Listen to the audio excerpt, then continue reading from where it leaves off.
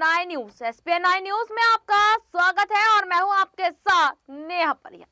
मध्य प्रदेश की आज हम बात करेंगे। सबसे पहले आपको बता दें कि आज इस मुद्दे पर हमारे साथ आकाश जुड़े हैं। आकाश का बहुत बहुत स्वागत है इस खास कार्यक्रम में। बताते चले आपको कि मध्य प्रदेश में इस वक्त शिवराज सिंह चौहान को लेकर चर्चा तेज है। सबसे पहले यहाँ पर हम बात करें कि कल 22 जनवरी जो कि एक ऐतिहासिक तारीख यहाँ पर दर्ज हो चुकी है इतिहास में। बताते चले कि कल अयोध्या में राम मंदिर में जो कार्यक्रम यहाँ प्राण प्रतिष्ठा का चल रहा था, उसमें देश के प्रधानमंत्री मोदी के साथ साथ उत्तर प्रदेश के मुख्यमंत्री CM योगी आदित्यनाथ भी मौजूद थे। बात करें हम दिल्ली और मध्य प्रदेश की, तो दिल्ली में बीजेपी के राष्ट्रीय अध्यक्ष JP नड्डा, साथ ही साथ गृह मंत्री अमित शाह भी यहाँ पूजा पाठ कर रहे थे। मध्य प्रदेश में शिवराज सिंह चौहान अपनी पत्नी के साथ यहाँ पर देखा गया है कि यहाँ हनुमान जी की पूजा वो करते नजर आए हैं। इसी बीच आपको बताते चले कि यहाँ पर एक फोटो इस वक्त सोशल मीडिया पर वायरल हो रही है, जिसमें कि शिवराज सिंह चौहान अपनी पत्नी के साथ पूजा पाठ करते नजर आए हैं और यहाँ पर हनुमान चालीसा गाते नजर आए हैं। इसी मुद्दे पर आज हम चर्चा करेंगे कि जहां एक तरफ शिवराज सिंह चौहान ने अयोध्या मंदिर जाने से मना कर दिया, न जाने किस कारणवश, क्या यहाँ पर शिवराज की नाराजगी आगे आ रही है या कोई और वजह है, या शिवराज यहाँ पर कोई और पद की यहाँ पर चाहना जताते नजर आ रहे हैं। इसी मुद्दे पर आज हम बात करेंगे। तो सबसे पहला सवाल आकाश आपसे ये रहेगा कि जहां एक तरफ JP नड्डा, अमित शाह, देश के प्रधानमंत्री मोदी सब पूजा पाठ में लगे थे, दूसरी तरफ मध्य प्रदेश में इस पूजा पाठ में शिवराज भी पीछे नहीं रहे। शिवराज भी यहाँ पत्नी के साथ विधि विधान के साथ पूजा पाठ करते नजर आए हैं और दूसरी तरफ उन्होंने अयोध्या जाने से इनकार किया। तो क्यों किया? देखिए नेहा, अगर मध्य प्रदेश की बात की जाए और शिवराज सिंह चौहान की बात की जाए, तो देखिए शिवराज सिंह चौहान ने जो राम मंदिर को लेकर प्रतिक्रिया दी वो कुछ और थी, जिस प्रकार से वो पूजा करा रहे हैं वो कुछ और है।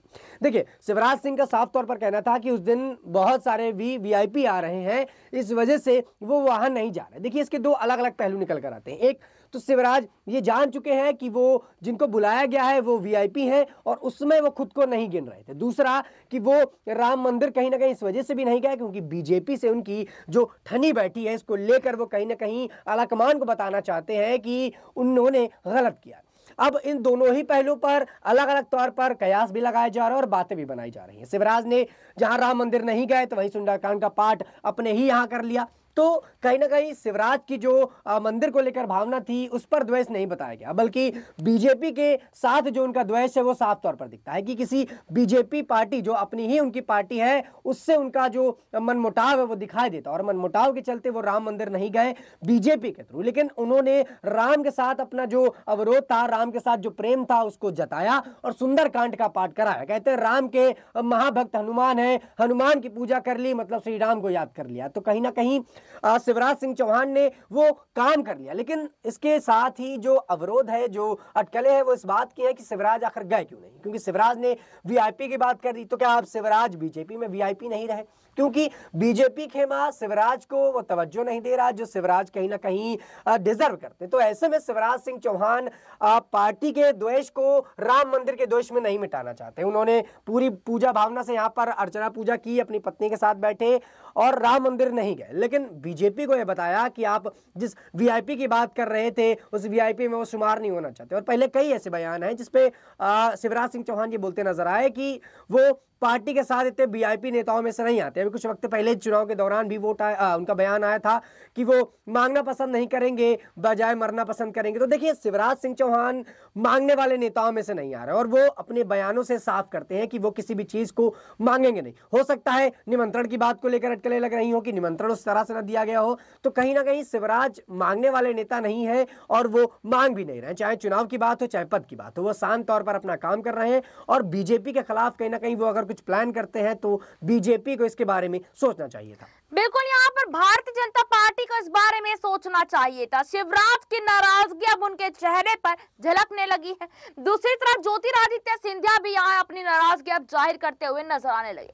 एक सवाल और लेना चाहूंगी आकाश आपसे यहाँ पे कि जो राम मंदिर का यहाँ प्राण प्रतिष्ठा का कार्यक्रम है उसका न्योता सिंधिया के बेटे को भेजा गया, लेकिन शिवराज के बेटे को यहाँ नहीं भेजा गया है। कैसे देख रहे हैं आप इस चीज को? और देखिए, बीजेपी इस वक्त सिंधिया को लेकर काफी ज्यादा अहम फैसले लेते नजर आ रही है। बीजेपी जहां पहले शिवराज को लेकर कड़े फैसले लेती थी, शिवराज के साथ बातचीत करती थी, शिवराज के साथ बैठकें करती थी, लेकिन वो शिवराज के साथ ना करके अब सिंधिया के साथ करे। तो कहीं ना कहीं बीजेपी ने सिंधिया के साथ साथ उनके बेटे को भी यहां पर निमंत्रण दिया और एक प्रकार से राजनीति पर उतरने का कहीं ना कहीं निमंत्रण दे दिया, क्योंकि सिंधिया इस वक्त बीजेपी में काफी एक्टिव दिखाई दे रहा है और उनके बेटे को भी राजनीतिक तौर पर लाने की कोशिश की जा रही है। देखिए, सिंधिया मध्य प्रदेश में एक बेहतर नेता है, इस पर कोई दो राय नहीं, उनके पास अच्छा खासा वोट बैंक है, इसमें भी कोई दो राय नहीं, लेकिन ऐसे में एक और युवा चेहरा उनके बेटे को यहां पर लाने की कोशिश बीजेपी ने की। वहीं अगर शिवराज की बात की जाए और शिवराज के बेटे की बात की जाए तो देखिए, शिवराज सिंह चौहान उनके पार्टी से कहीं ना कहीं नदारत दिख रहे हैं और उनके बेटे कहीं ना कहीं बीजेपी के खिलाफ ही बयान देते नजर आए। पिछले दिनों देखा गया कि उनके बेटे बीजेपी के खिलाफ कई बार बोलते नजर आए, पिता को लेकर अपनी सहमति जताते नजर आए। तो कहीं ना कहीं बीजेपी ने समझा कि शिवराज सिंह चौहान और उनके बेटे के जो तेवर है वो शायद यहां पर काम नहीं करेगा, और जब पिता ने ही मना कर दिया तो बेटा क्यों ही आएगा। तो कहीं ना कहीं सिंधिया और सिंधिया के साथ उनके बेटे को पॉलिटिक्स पर लाने की कोशिश बीजेपी करती नजर आ रही है और ये काफी टाइम से देखने को भी मिल रहा है। बिल्कुल, यहाँ पर देखा जा सकता है कि जैसे कि आकाश ने यहाँ ये जानकारी दी है कि शिवराज और उनके बेटे, दूसरी तरफ सिंधिया और उनके बेटे, तीसरा यहाँ पर मोहन यादव।